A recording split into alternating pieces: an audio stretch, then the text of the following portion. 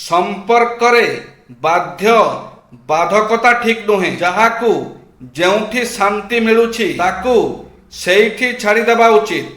जेमिति सूर्य अस्त हेला परे आकाशर रंग आपे आपे बदली जाए, ठीक सेमिति दुख समय रे अति आपणार भाबुथबा लोक मध्य एठी ठिकणा बदलाई दियंती।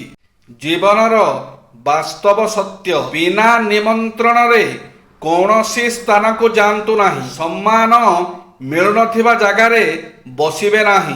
भोकिला रही जिबे किंतु जेउठी आदर ओ स्नेह मिलुनी सेही जगारे भोजन करिबे नाही। सभा किंबा अन्य स्थान रे न पचारिले उपरे पड़ी केबे किछि कुहंतु नाही।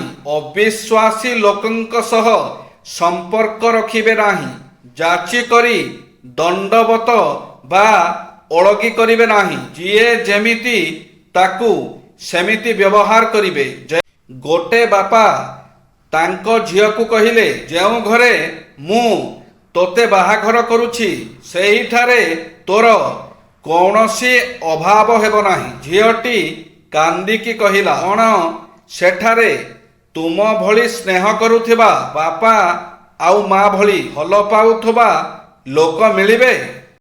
कर्म फल निज कर्म निज भविष्यत गढ़ी थाए। कर्म फल निज कर्म निज भविष्यत गढ़ी थाए। भल काम कले सुख ओ सफलता मिले। खराब कर्मर फल सदा दुखद हुए।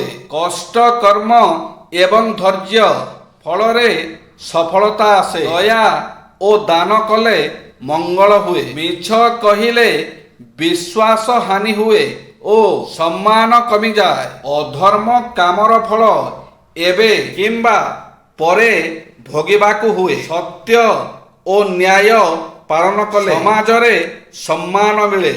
निज कर्म को समय रे कले शांति ओ समृद्धि आसे। मने भल भावना रखी काम कले ईश्वर खुशी हुअंती।